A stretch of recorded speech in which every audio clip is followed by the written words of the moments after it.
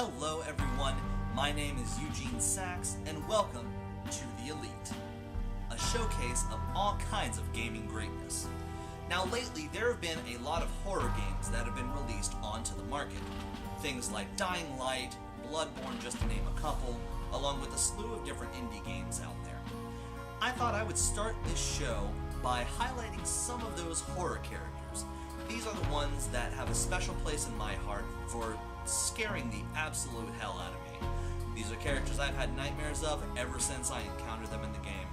Without further ado, here are my elite horror creatures. There are plenty of mutated, decayed, and terror-inducing creatures in The Evil Within, but Laura definitely takes the cake for me. No. I'm not the biggest fan of, creatures that kind of undulate as they walk or, scream at me and I can't see their face. I can't see where the screaming's coming from. Laura is the older sister of Ruvik in this game. She was burned in a really terrible accident. Now her memory has come back in this kind of messed up, crazy world that the game takes place in. And she's this six-legged beast in some combination between a spider with some really long fingernails that kind of claw into you and the Grudge. Yeah, she pounces on you, beats your face into the ground, and then drinks your blood. She is without a doubt the girl of my nightmares. Okay, zombie apocalypse. Most people are dead, there's maybe a couple of survivors here and there. Everyone kind of starts to lose their minds and go a little crazy. That's the cliche. Fine. That's okay. Cool with that. Clowns. They don't really sit well with me. I don't exactly know why. They're not scary to me or anything like that. I just don't seem to like them. So what happens when you mix a zombie apocalypse and a clown? Well, you get one of the other elite on my list. His name is Adam the Clown.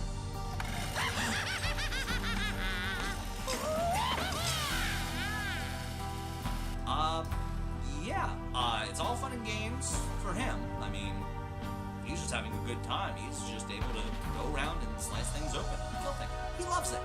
He's even laughing all the way through his death as well.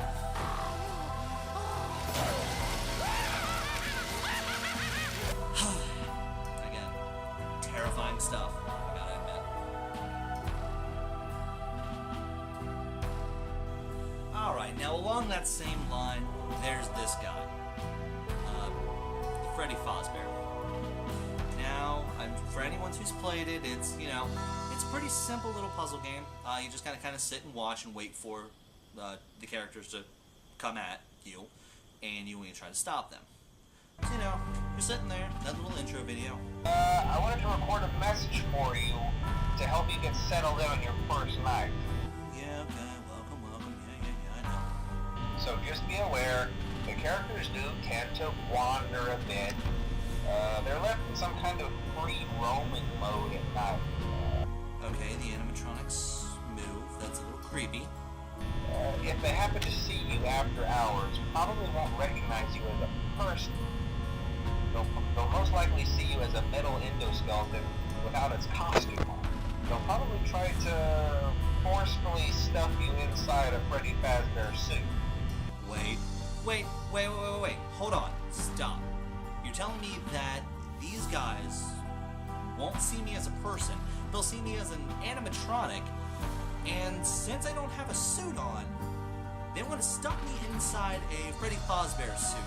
Forcefully stuff me into a Freddy Fazbear suit.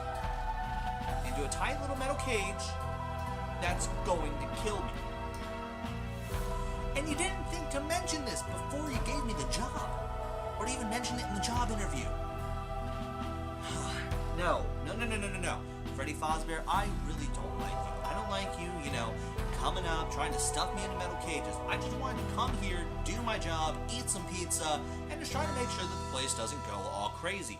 But no! I have to be the one who sits there and tries to make sure that the power doesn't go out, so you don't come to my door and just sing your little tune before you stuff me into a suit.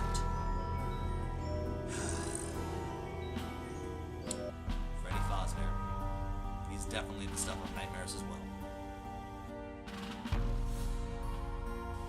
So a lot of people probably aren't going to remember this guy. He's a pretty old one. He was from Condemned, Criminal Origins. He was a release game for the Xbox 360. Now, they don't really tell you a lot about him in the first game. That's more of the second game, and they kind of explain the rest of his little thing there. The Oro are a kind of religious cult that just wanted to take over the world. This guy, Dark Primus, otherwise known as the Hate, is just a terrifying mess of metal and flesh and just insanity. This guy, even Hellraiser, would look at this guy and say like, dude, good lord.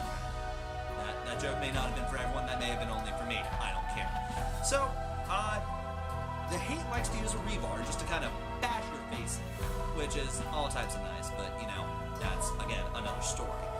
I don't know what scares me more for this guy. The fact that you have to literally rip off pieces of, you know, him, whether it's ripping off his jaw, parts of, you know, his chest, or anything else like that, in order to be able to kill them.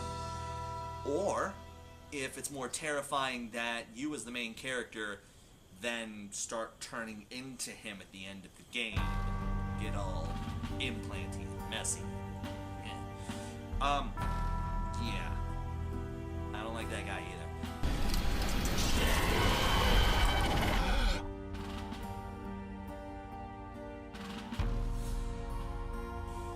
Alright, let me explain for this one. Now, there's not really another singular character that really gives me kind of the heebie-jeebies whenever I play the games, but anything that has to do with kind of small children that I have to, you know, kill or defeat or something like that, that makes my skin kind of crawl a little bit. I mean, for instance, you got The Binding of Isaac. Not really a horror game per se, I wouldn't think, but I would lump the Seven Sins into this particular category of children. They're not necessarily children, but they don't really say otherwise, and that's how they kind of fall into it for me. You have the crying kids that are in Dying Light. You stumble across them, they're all kind of meek, timid, and they just kind of have their head in their hands. You get up close to them, and they're trying to scream your ear off. Not even because they want your flesh as a zombie, but just to tell all the other zombies around you, hey, dinner time! And of course, you know, you have to kill them, which, again, skin crawl. The worst offender for this, though, would have to be Dante's Inferno. In that particular circle of hell, where you have the unbaptized babies. They come up, they're all skin and bones, they're all dead, and they don't have hands.